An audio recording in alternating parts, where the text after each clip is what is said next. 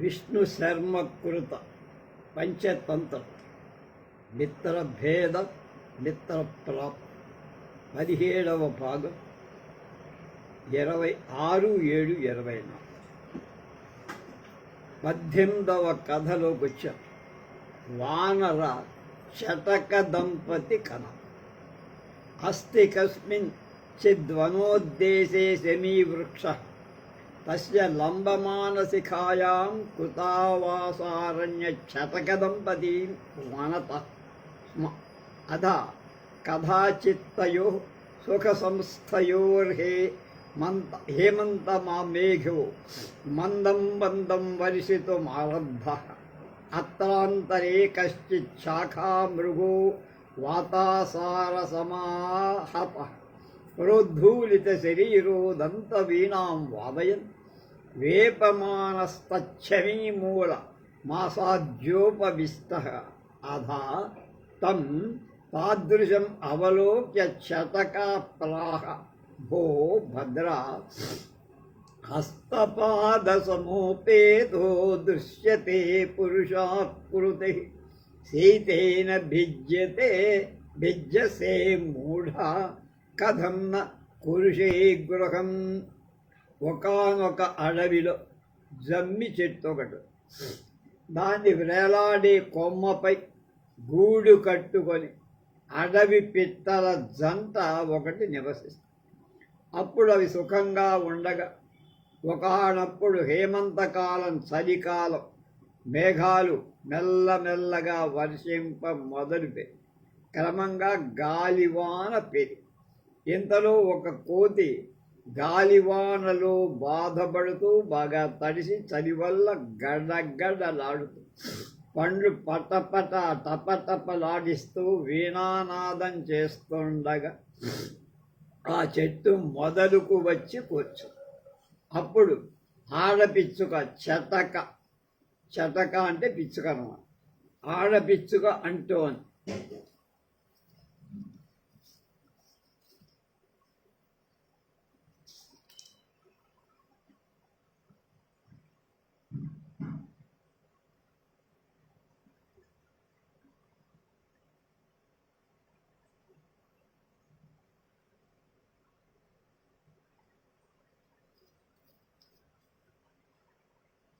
ఆ కోతిని చూసి, ఓ సౌమ్య, మీరు కాళ్ళు చేతులు కలిగి ఉన్నారుగా, మగవారిలాగా కనపడుతున్నారు, చలిచేత ఎందుకు బాధపడుతున్నారు, ఇలా ఇల్లు ఎందుకు కట్టుకోలేదు, అది అడిగిన ప్రశ్న. ఏతత్ శ్రుత్వా తాం వానరః సకోపమాహ అధమే కస్మాన్నత్వం మౌనవ్రతా భవసి అహో దార్ష్యమస్యాః అజ్జ మాముపవహసతు. శుచిముఖే దురాచారా రండా పండితవాదిని నాశంకతే ప్రజల్పంతి తత్కిమేనాం న హన్యహం. ఏవ న కించన్య న అహ ముగ్ధే కిం మమ చింతయ తవ ప్రయోజనం. ఉక్తంచ పెద్దలు ఏమన్నారంటే, వాచ్యం శ్రద్ధానమేతస్య పృచ్ఛతశ్చ విశేషతః ప్రోక్తం శ్రద్ధావిహీనస్య చారణ్య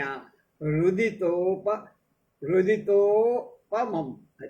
ఈ మాటలు విని కోతి ఆడపిచ్చుకతో కోపంగా, నీచురలా, నువ్వెందుకే మౌనంగా ఉండవు, ఎందుకు వాగుతావు అని అంటే తన మనస్సులో ఇలా అనుకుంది. ఆహా, దీనికి ఎంత పొగరు, నేడు నన్ను ఎగతాడి చేస్తోంది ఈ పిచ్చుక.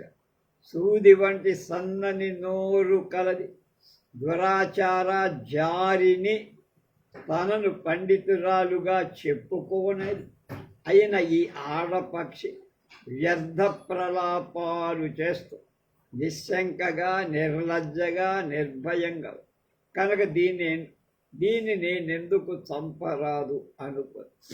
అలా అనుకొని ఆ కోతి ఆడపిచ్చుకతో, నన్ను గురించి విచారించటం వల్ల నీకేమిటి లాభం అమ్మాయి అన్న. శ్రద్ధ గల వాళ్ళకి తెలియకోని అడిగే వాళ్ళకి నీతి బోధించాలి. శ్రద్ధాహీనుడికి బోధించటం అరణ్య రోదనతో సమానం అన్నది ఆకు. పత్తిం బహునా తావత్ కులాయ స్థితయా తయా పునరభివ్యహిత తదావత్తాం శమీమారుహ్య తస్యా కులాయం శతధా ఖండకుశౌ కరో అతోహం బ్రవీమి ఉపదేశోన దాతవ్యాః ఇతి. తన్మూర్ఖ శిక్షాపితోపి న శిక్షితస్త్వం అథవా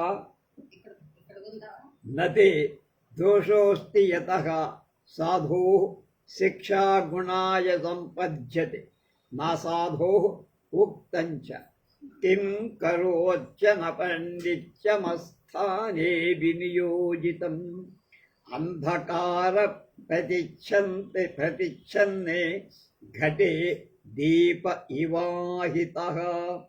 అప్పుడు అధిక కోపం ఏ లాభం? గూటిలో ఉండే ఆడపిచ్చక మళ్ళా అడిగి పిచ్చుక. వెంటనే కోతి చెట్టెక్కి ఆ గూటిని 100 ముక్కలు చేసేసి. అందుకు నేను చెబుతున్నాను రా, ఉపదేశో న దాతవ్య. కనుక మూర్ఖులకి ఉపదేశం చెయ్యొద్దు. కనుక ఓ మూర్ఖ దమనక, నువ్వు ఉపదేశం పొందినా గ్రహించలేకపోయా. అయినా ఇందులో నీ తప్పేం లేదు. ఎందుకంటే సజ్జనులకు చేసిన నీతి బోధ ఫలిస్తుంది. దుష్టులకు చేస్తే అది వ్యర్థమవుతుంది. ఇసుకలో పోసి నీళ్ళు, చీకటితో నిండిన కడవ, కొండ మీద ఉంచిన దీపం ఎలా నిరుపయోగమో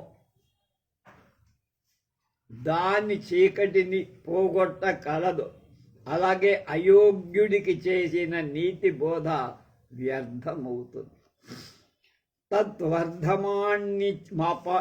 తద్వ్యర్థ పాండిత్య మాశ్రిత్య మమ వచన మశృణ్వన్నాత్మనః శాంతిమతి వేచ్చి తన్నూనన అపజాతస్త్వం ఉక్తంచ జాతః పుత్రోనుజాతశ్చ అతిజాతం తథైవ చ అవజాతశ్చ లోకేస్మిన్ మంతవ్యాః శాస్త్రవేదిభిః మాతృతుల్య గుణో జాత త్వనుజాతః పితుః నమః అతిజాతోధికస్తస్మాత్ అవజాతో అధమాధమః ఆత్మాత్మనో వినాశం గణయతి న ఖలః పరవ్యసనహృష్టః ప్రాయో మస్తకనాశేన అనాశే సమరముఖే నృత్యతి కబంధః అహో సాద్విధం ఇదముచ్యతే ధర్మబుద్ధి కుబుద్ధిశ్చ ద్వావేతే విదితౌ మమ పుత్రేణ వ్యర్థ పాండిత్యాత్ పితా ధూమే ధూమేన ఘాతితః దమనక ఆహ. వాడేమంటాడు, కథమేతత్ శుభ్రవీత్ అన్న. ఈ విధంగా వ్యర్థ పాండిత్యాన్, అహంకారాన్ని నువ్వు ఆశ్రయించావురా దమనక. నా మాట వినల, మనశ్శాంతి కూడా పొందలేకపోయి. కనుక నువ్వు వెంటనే అపజ్ఞాతుడు అంటే నువ్వు విసర్జింపబడదగినవాడు. పెద్దలు విజ్ఞులు ఏం చెప్పారంటే తెలుసా? ఈ ప్రపంచంలో శాస్త్రవేత్త జాతుడు, అపజాతుడు, అనుజాతుడు, అతిజాతుడు, అపజాతుడు అని పుత్రుడున్నారే, వాడు 4 రకాలు కొడుకు. ఈ 4 లక్షణాలు ఏం చెప్పారో తెలుసా? తల్లి వంటి గుణాలు కలవాడు జాతు, తండ్రి వంటి గుణాలున్నవాడు అనుజాతు, తండ్రి కంటే గొప్ప గుణాలు కలవాడు అతిజాతు. ఒక అధమాధముడు అపజాతుడు అంటాడు. ఎందుకు పనికిరాని వాడు అపజాతు. దుర్జనుడు ఇతరుల దుఃఖం చేత సంతోషం పొందుతూ తన వినాశం కూడా లెక్కలోకి తీసుకోడు, అంటే దాని గురించి ఆలోచించడు. యుద్ధంలో తల నరకబడిన మొండెం కొన్ని చోట్ల ఆవేశంతో నృత్యం చేస్తుందని చాలామంది చాలా చోట్ల వర్ణించి, ఆహా పెద్దలు ఎంత బాగా చెప్పారా, ధర్మబుద్ధి పాపబుద్ధి అనే ఈ ఇద్దరిని నేను బాగా నాకు తెలుసురా. పుత్రుడైన పాపబుద్ధి యొక్క వ్యర్థ పాండిత్యం వల్ల తండ్రి పొగచేత చంపబడ్డాడు. దమనకుడు అడిగాడు, ఎలా రా ఆ కథ ఏమిటో చెప్పు నాకు అన్నాడు. కథలోకి దూకామన్నా. ఇలా చెప్పాడు కరటకుడు. దమనకుడు అడిగాడు, కరటకుడు ఇలా చెప్పాడు. ఇది 19వ కథ, ధర్మబుద్ధి పాపబుద్ధి కథ. కస్మిన్ చిదధిష్టానే ధర్మబుద్ధి పాపబుద్ధిశ్చ ద్వే మిత్రే ప్రతివసత స్మ అధ కదాచిత్ పాపబుద్ధినా చింతిత్ అహం తావన్మూర్ఖో దారిద్ర్యో ప్రేతశ్చ తదేన ధర్మబుద్ధిమాదాయ దేశాంతరంగత్వాస్యాశ్రయే అర్ధోపార్జనం కృత్వైనమపి వంచయిత్వా సుఖీ భవామి అధాన్యస్మిన్ నహని పాపబుద్ధిర్మద్బుద్ధిం భో మిత్ర వార్ధకభావే కిం త్వమాత్మ విచేష్టితం స్మర దేశాంతరమదృష్ట్వా కాం శిశుజనస్య వార్తాం కథయిష్యతి ఉక్తంచ. పెద్దవాడు ఏం చెప్పారంటే, దేశాంతరేషు బహువిధ భాషావేశాది ఏన జ్ఞాతం భ్రమత శరణీపీతే తస్య ఫలం జన్మనో వ్యర్థం. అంతేకాక అధాచ విద్యాం విత్తం శిల్పం తావన్నాప్నోతి మానవః సమ్యక్ యానత్ ప్రజతేన భూమౌ దేశాంతరం హృష్టః. ఒకానొక నగరంలో ధర్మబుద్ధి పాపబుద్ధి, వాళ్ళ పేర్లు బట్టే వాళ్ళ స్వభావం అనే ఇద్దరు స్నేహితులు. అప్పుడు ఒకనాడు పాపబుద్ధి ఇలా ఆలోచించి, నేనైతే తెలివి లేని వాణ్ణి దరిద్రుడిని, అందుచేత ఈ ధర్మబుద్ధిని వెంట తీసుకొని దేశాలన్నీ తిరుగుతా, అతడి ఆశ్రయంతో తెలివితో డబ్బు సంపాదిస్తా, తర్వాత అతన్ని కూడా మోసగిస్తా. వాడు మొదలే మోసంతో బలాడు, సుఖంగా ఉంటా. అప్పుడు ఆ ప్రకారం మరొక రోజు పాపబుద్ధి ధర్మబుద్ధితో ఇలా చెప్పి, ఓ మిత్రమా, నువ్వు ఈ ముసలితనంలో ఏ పనులు జ్ఞాపకం చేసుకుంటావు? ఇతర దేశాలు చూడక నీ బిడ్డలకు ఏ వింత వార్తలు చెప్పగలవు? విజ్ఞులు ఏం చెప్పారో తెలుసా? ఎవడు ఇతర దేశాలు తిరిగి అనేక భాషలు వస్త్రధారణ మొదలైనవి తెలుసుకోడో వాడు ఈ భూమండలో పుట్టడమే వేస్ట్, వ్యర్థమని. అలాగే ఈ భూమి మీద సంతోషంతో ఒక ప్రదేశాన్ని నుండి ఇంకొక ప్రదేశానికి పోయేంత వరకు మానవుడు విద్య ధనం విజ్ఞానం చక్కగా పొందలేడు. అంటే ఆ ఊళ్ళో ఉంటే చదువు రాదు, గ్రామాలు దాటితే చదువు వస్తుంది, జ్ఞానం పెరుగుతుందని ఎందుకని వాణ్ణి మభ్యపెట్టదు. అధా తస్య తద్వచనం ఆకర్మ్య ప్రహృష్టమనాస్తేనైవ సహ గురు జానాలు జ్ఞాత శుభేహని దేశాంతరం ప్రస్థిత తత్ర చ ధర్మబుద్ధిస్వభావేన భ్రమతా పాపబుద్ధిన ప్రభూత తత విత్తమసాదిత తతశ్చ ద్వావసి ప్రభూతోపార్జిత ద్రవ్యో ప్రహృష్టౌ స్వగృహం వృక్షౌచ్చుక్యేన నివృత్ ఉక్తంచ ప్రాప్త విద్యార్థ శిల్పానాం దేశాంతర నివాసినాం కోశమాత్రోపి భూభాగ శతయోజన వద్భవేత్. అప్పుడు ఆ మాట విని ధర్మబుద్ధి కూడా మంచి ఆలోచన, బాగుంది నీ ఆలోచన, వెళ్దామని గురుజనుల అంగీకారం పొందాడు. అతనితో పాప బుద్ధి అనే వాడితో పాటు ఒక మంచి రోజున దేశాంతర గమనం బయలుదేరు. అక్కడ ధర్మబుద్ధి ప్రభావము సంచరించే పాపబుద్ధి కూడా చాలా ఎక్కువ డబ్బు సంపాదించి ఆ తర్వాత ఇద్దరూ అధిక ధనం పొందటంతో చాలా సంతృష్టి చెందారు. ఉత్కంఠతో తమ ఇంటికి బయలుదేరారు. పెద్దలు ఏమన్నారట, ధనం, విద్య, విజ్ఞానాల కోసం దేశాంతరం వెళ్ళిన వాళ్ళకి అవి దొరకగానే తమ ఇంటి వైపు ఒక క్రోసు మాత్రం కూడా 100 యోజనాలుగా అంటే 40 క్రోసులుగా, మైల్ దూరం కూడా 40 మైల్ దూరంగా అనిపించింది.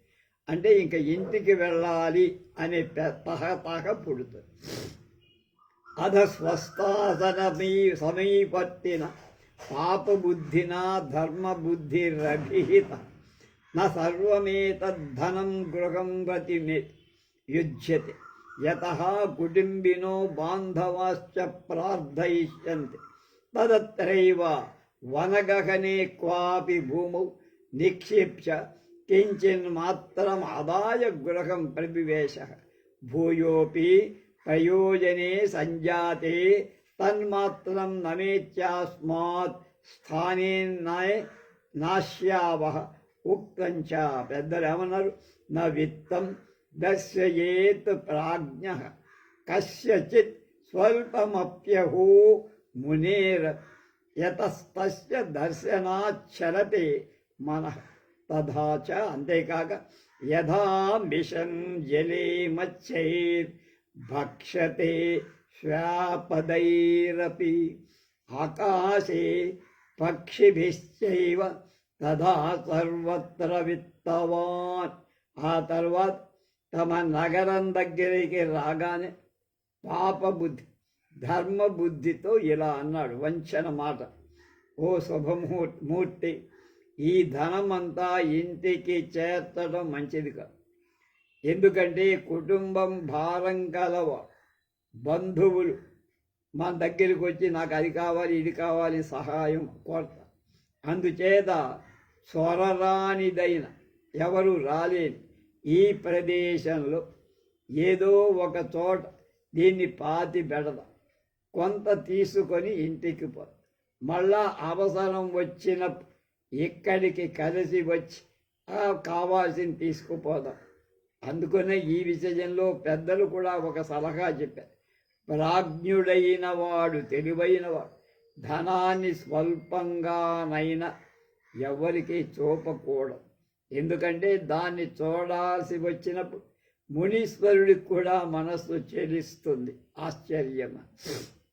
అలాగే మాంసం, నీటిలో చేపల చేత, భూమి మీద హింసక ప్రాణుల చేత, ఆకాశంలో పక్షుల చేత ఎలా భక్షింపబడుతుందో ధనవంతుడు కూడా అందరికీ ఆహారంగా ఉంటాడు. తదాకర్ణ్య ధర్మబుద్ధి రహ భద్ర ఏవం క్రియత తథానుష్ఠితే ద్వావసితౌ స్వగృహం గత్వా సుఖేన సంస్థితవంత అధాన్యస్మిన్నహాని పాపబుద్ధిర్నిషీధే తవ్యాం గత్వా తత్సర్వం విత్తం సమాదాయ గర్తం పూరయిత్వా స్వభవనం జగ అధాన్యమే ఉద్ధర్మబుద్ధి సమఖ్యేత ప్రోవాచ సఖే బహుకుటుంబా వయం విత్తభవాత్ సీదావ తద్గత్వా తత్ర స్థానే కించిన్మాత్రం ధనమానయావ స్వబ్రవీత్ భద్రం ఏవం క్రియతాం. దాన్ని విన్న ధర్మబుద్ధి అన్నారు, అలాగే చెయ్యి. అలా చేస్తే ఆ ఇద్దరికి తమ ఇళ్లకు పోయి అలా చేసి ఇద్దరు ఇళ్లకు వెళ్ళి సుఖంగా. తర్వాత ఒకరోజు అర్ధరాత్రి పాప బుద్ధి అడవికెళ్ళి ఆ ధనం అంతా తీసేసుకొని గుంట పూజ చేసి ఇంటికి తర్వాత మర్నాడు ధర్మబుద్ధి దగ్గరకి వెళ్ళి మిత్రమా, మనం బహుకుటుంబం కలవాళ్ళం కదా, డబ్బు లేక ఇబ్బంది పడుతున్నా, అందుచేత అక్కడికి పోయి డబ్బు తెచ్చుకుందాం అన్న. ధర్మబుద్ధి అన్నాడు, సౌమ్య మంచి మాటరా, వెళ్ళా, నాకు కూడా అవసరంగా ఉంది, వెళ్ళా. అధ ద్వావసిగత్వా తత్స్థానం యావత్ ఖనతస్తాప దిరిక్తం రిక్తం భాండం దృష్టవ అత్రాంతరే పాపబుద్ధి శరస్థాడయన్ ప్రోవత్. భూ ధర్మబుద్ధే త్వయా హృతమేతద్ధనం నాణ్యేన యతో భూయోపి కర్తా పూరణం కృత తత్ ప్రయచ్చమే తస్యార్థం అన్యదాహం రాజకులే నివేదయ. న ఆహా భో దురాత్మన్మైవం వద ధర్మబుద్ధి కల్వహం నైతచ్చౌర్యకర్మ కరోమి ఉక్త. మాతృవత్ పరదారాణి పరద్రవ్యాని లోస్తవత్ ఆత్మవత్ సర్వభూతాని వీక్షందే ధర్మబుద్ధయ. నీ ధర్మ. తరువాత ఇద్దరూ పోయి అక్కడ తవ్వి చూడగా అక్కడ ఖాళీ పాత్ర కల. వెంటనే పాప బుద్ధి నెత్తి నోరు కొట్టుకుంటూ గట్టిగా అరుస్తారు, ఒరేయ్ ధర్మబుద్ధి, నువ్వే నా డబ్బంతా అపహరించావు, ఇతరుడు కాడు, ఎందుకంటే ఈ రహస్యం మనకే. మళ్ళా గుంత బాగా పూర్తి చేశావు కూడా, కనుక దానిలో సగం నాకేవు, నేను రాజసభలో ఫిర్యాదు చేస్తా అన్న. ధర్మబుద్ధి అంటారు, ఒరే దురాత్మ, అలా అనద్దు, నేను ధర్మబుద్ధిని కదా, ఆ దొంగ పని నేను చెయ్యను రా. పెద్దలు ఏమన్నారో తెలుసా, ధర్మబుద్ధి కలవాడు పరస్త్రీలను తలిల, పరధనాన్ని మట్టిగడ్డగా, సర్వభూతాలను తనలాగా చూస్తా. ఏవం ద్వావసి వివిధమానవ్ ధర్మాధికారిణం గత ప్రోతు తుశ్చ పరస్పరం దూషయన్ అధ ధర్మాధికరణాధిష్ఠితై పురుషై దివ్యాధే యావన్నియోజితా తావత్ పాపబుద్ధి ఆహ. అహో న సమ్యక్ దృష్టోయం న్యాయః ఉక్తంచ వివాదేన్విష్యతే పత్రం తదభావేతు సాక్షిణః. సాక్ష్యాభావాత్ తతో దివ్యం ప్రవదంతి మనీషిణః. తదత్ర విషయే మమ వృక్షదేవతాః సాక్షి భూతాస్తిష్టంతి తావప్యావయోరేక ఏకదరం చోరం సాధుం వా కరిష్యతి అధ తైః సర్వైః అభిహితం భూ యుక్తముక్తం భవతా ఉక్తంచ. పెద్దలు ఏం చెప్పారు, అంచజోపి యదా సాక్షి వివాదే సంప్రజాయతే న తత్ర విద్యతే దివ్యం కిం పునర్యత్ర దేవతాః. తదస్మాకమత్తస్య విషయే మహత్ కౌతూహలం వర్తతే ప్రత్యూష సమయే యువాభ్యామవ్యస్మాభిః సహ తత్ర వనోద్దేశే గంతవ్యం. ఇలా ఇద్దరు తగువులాడుకుంటూ ధర్మాధికారి దగ్గరకు ఒకరినొకరు దూషిస్తూ అవతలి వాడి మీద చాడీలు చెప్పి, ధర్మాధికారుడు దైవ సాక్షిగా ప్రమాణం చేయని ఆజ్ఞాపించగా పాపబుద్ధి అన్నయ్య, ఈ తీర్పు సరిగా లేదు. ఏమన్నారంటే పెద్దలు, వివాదంలో మొదట లిఖిత పత్రం కోరాలి, అది లేకపోతే సాక్షులు కోరతారు, సాక్షులు లేకపోతే దైవ ప్రమాణం కోరమని అని విజ్ఞులు చెప్పారు. కనుక ఈ విషయంలో నాకు వృక్షదేవతలు సాక్షులుగా ఉన్నారు, వాళ్ళే మా ఇద్దరిలో ఒకరిని దొంగగాను మంచివాడిగాను చెప్పగలరు. అప్పుడు వారు ధర్మాధికారితో, అయ్యా బాగా చెప్పావు, విజ్ఞులు కూడా అన్నారు, అంశజుడైన అంటే కళజాతిలో పుట్టినవాడైన వివాదంలో ఎక్కడైనా సాక్షిగా లభిస్తే అక్కడ దివ్య ప్రమాణం అక్కర్లా. కనుక వృక్షదేవతలే సాక్షులైతే ఇంకేం కావాలి మనకి? న్యాయం తేలిగ్గా జరిగిపోయినట్టు.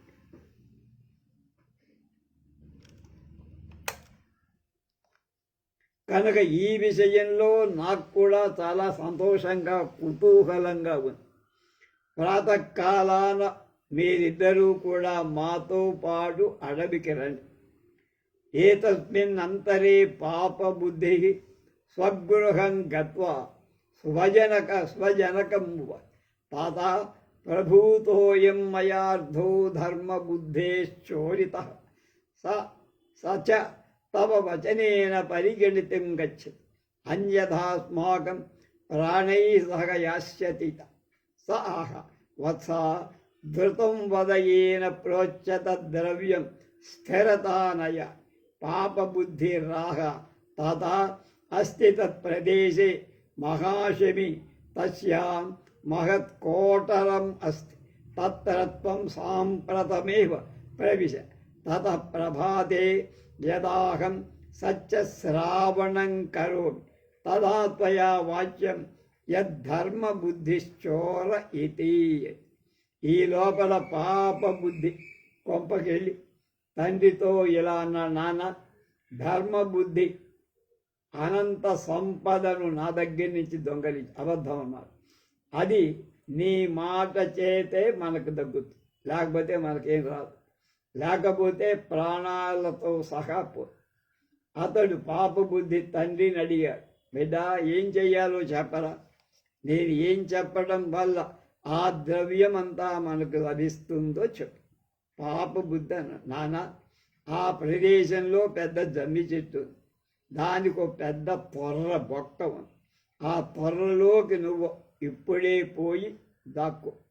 తర్వాత ప్రాతకాలంలో నేను సత్యం వినిపించకోరగానే నువ్వు ధర్మబుద్ధి దొంగ అని చెప్పు, ఇంకేమక్కర్. తథానుష్ఠితే ప్రత్యూషే స్నాత్వా పాపిబుద్ధి ధర్మబుద్ధి పురస్సరో ధర్మాధికరణకై సహతాం శమీభజ్యేమభ్యేత్య తారస్వరేణ ప్రోవాచ. ఆదిత్య చంద్రావనిలో నలశ్చ జౌభూమిరాపో హృదయం యమశ్చ అహశ్చ రాత్రిశ్చ ఉభే చ నంధ్యే ధర్మో హి జానాతి సరస్య వృత్తం. ఆదిత్య చంద్రావనిలో అనలశ్చ జౌభూమి ఆపో హృదయం యమశ్చ అహశ్చ రాత్రిశ్చ ఉభే చ సంధ్యే ధర్మో హి జానాతి సరస్య వృత్తం. భగవతి వనదేవతే అవయోర్మధ్యే యశ్చోరంతం కథయ అధ పాపబుద్ధిపితా సమీకోటరస్తః ప్రోవాచ భోః శృణుత ధర్మబుద్ధినా హృతమేతద్ధనం తదాకర్మ్య సర్వే తే రాజపురుష విస్మయ ఉత్ఫుల్లలోచన యావద్ధర్మణ బుద్ధేన విత్తహరణ ఉచితం నిగ్రహం శాస్త్రదృష్ట్యౌ అవలోకయంతి తావద్ధర్మ బుద్ధిన తచ్చమీపీ కోటరే వహిని భోజ్య ద్రవ్యై పరివేష్ట్య వహినినా సంధిపీతం. అధజ్వలతి తస్మిన్ సమీకోటరే అర్ధదగ్ధ శరీర స్ఫుటితేక్షణ కరుణం పరిదేవయన్ పాపబుద్ధే పితా నిశ్చిత్క్రాం. తతశ్చతైః సర్వైః పృష్టా భూ కిమిదం ఇత్యుక్తే ఇదం సర్వం కుకృత్యం పాపబుద్ధే కారణాజ్జాతం ఇత్యుక్త్వా మృతః. చచ్చిపోయాడు. తండ్రి అలాగే చేశాడు పాపం. కొడుకు డబ్బు వస్తుంటే వాడికి ఆశ. పాపబుద్ధి పొద్దున్నే స్నానం చేశాడు, ధర్మబుద్ధిని ముందు చూసుకున్నాడు. ధర్మాధికారులతో జంబు దగ్గరికి దగ్గరగా పాప బుద్ధి ఇలా అన్నాడు. సూర్య చంద్ర వాయు అగ్ని ఆకాశ భూమి నీరు హృదయం పగలు రాత్రి యముడు 2 సంధ్యలు ధర్మదేవత వీళ్ళంతా మానవుడి చరిత్ర వాళ్ళు కనపడకపోయినా చూస్తూ, ఓ భగవతి వనదేవత వృక్షదేవత మా ఇద్దరిలో దొంగ ఎవరో చెప్పు. అప్పుడు జమ్మి తట్టు త్వరలో ఉండే పాప బుద్ధి తండ్రి గట్టిగా ఎలా అరుస్తూ చెప్పారు, ఒరేయ్ వినండి వినండి, ధర్మ బుద్ధే ఈ డబ్బు దొంగిలించి. ఆ రాజపురుషులందరూ విన్నారు, ఆశ్చర్యం పొందారు. వాళ్ళ కళ్ళు వికసించి ధనం దొంగిలించిన ధర్మబుద్ధికి న్యాయశాస్త్రం ప్రకారం ఏ శిక్ష విధించాలి అని ఆలోచిస్తారు. ఇంతలో ధర్మబుద్ధి అగ్ని భోజ్య ద్రవ్యాలే గడ్డి గుడ్డ పేలికలు కెరసనాయి మొదలైన వాటిని ఆ జమ్మి తొర్రలో వేసి నిప్పు పెట్టి, అప్పుడు జమ్మి తొర్ర కాల్తుండగా సగం కాలిన శరీరంతో మిడిగుడ్లతో దీనంగా ఏడుస్తూ పాప బుద్ధి తండ్రి తొర్రలోంచి బయటికి అందరూ ఇదేమిట్రా అని అడిగితే, మా అబ్బాయి చెడ్డ పని అంతా పాప బుద్ధి కారణంగా జరిగింది అని చెప్పడం, చచ్చిపోవడం కూడా అది చెప్పాడా కథ. కనుక తతస్థే రాజపురుషా పాప బుద్ధిం శమీ శాఖాయ ప్రతిలంబ్య ధర్మబుద్ధిం ప్రశంసేదమూచు అహో సాధ్విదముచ్యతే ఉపాయం చింతయేత్ ప్రాజ్ఞ తథాపాయం విచింతయేత్ పశ్యతో బకమూర్ఖస్య నకులేన హతాత్మకా అన్న. ధర్మబుద్ధి ప్రాహ కథమేతత్ తే ప్రోతు అన్నాడు.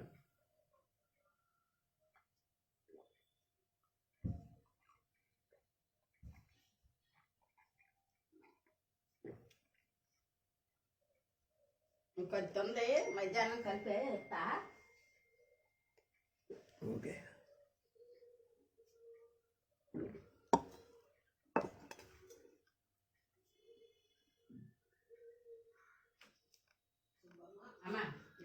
అప్పుడు రాజపురుషులు పాప బుద్ధిని జమ్మి కొమ్మకు వేలాడగట్టి ధర్మబుద్ధిని ప్రశంసిస్తూ, ఆహా విద్యులు బాగా చెప్పారయ్యా, బుద్ధిమంతు ఉపాయంతో దానివల్ల అపాయాన్ని కూడా బాగా ఆలోచించారు. ఎందుకంటే తెలివి లేని కొంగ చూస్తుండగానే దాని పిల్లలైన కొంగలన్నీ ముంగిస చేత చంపబడ్డాయి. ఎలాగయ్యా అని ధర్మబుద్ధి అడిగాడు. అది ఎలా అంటే రాజపురుషులు చెప్తున్నారు. ఇప్పుడు ఇది కథ 20వ కథ. అస్మిన్ కస్తి కస్మించిద్ వనోద్దేశే బహుబకథనాథో వటపాదప తస్య కోటరే కృష్ణ సర్పః ప్రతివసతి స్మ నచ బకబాలాకాన జాతాన పక్షానపి సదైవ భక్షయత్ కాలం నయత్ అధైకో బకస్తేన భక్తిధాన్యపత్యాని అనపత్యాని దృష్ట్వా శిశు వైరాగ్యాత్ న సరస్తీరమాసాఢ్య బాష్పభూరితనయనో అధోముఖస్థిత తం చ తాదృశ్చేష్టిత అవలోక్య కులీరకః ప్రోవాచ్ మాతులా కిమేవం రుచ్యతే భగవతాధ్య సహ భద్రా కిం కరోమి మమ మందభాగ్యస్య బాలకాః కోటర నివాసినా సర్పేణ భక్షిత తద్దుఃఖ దుఃఖితోహం రోదిమి తత్కభయ మే యజ్జస్తి కశ్చిదుపాయంత వినాశాయ. ఒకనాడు ఒకానొక అడవిలో ఒక మర్రి చెట్టు ఉంది. దాని మీద చాలా కొంగలున్నాయి. ఆ త్వరలో ఒక నల్ల త్రాసు కూడా. ఆ తాతు రెక్కలు సాగి కొంగ పిల్లను తింటూ కాలం గడుపుతుంది.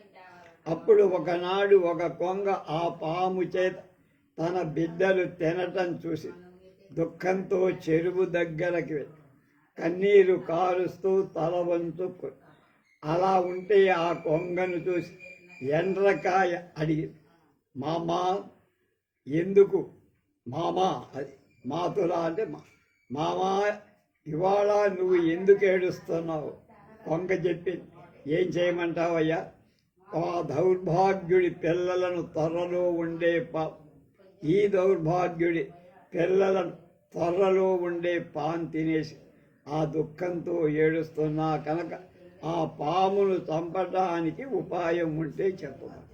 తదాకన్య కులీకర చింతయామాస అయం తావజ్జస్మజ్జాతి సహజవైరి తథోపదేశం ప్రాయచ్ఛామి సత్యానృతం యథాన్యేపి బకాహ సంక్షయమయాంతి ఉక్త నవనీత సమాం వాణిం కృత్వా చిత్తం తు నిర్దయం తథా ప్రబోధ్యతే శత్రుః సాన్వయో మ్రియతే యథా ఆహ చ మమ యజ్జీవం తన్మత్స్యమాంసఖండాని నకులస్య బిరద్వారాత్ సర్పకోటరం యావత్ ప్రక్షివ యథా నకులం తన్మార్గేణ గత్వా తం దుష్టసర్పం వినాశే అధ తథానుష్ఠితే మత్స్యమాంసానుసారిణా నకులేన తం కృష్ణసర్పం నిహత్య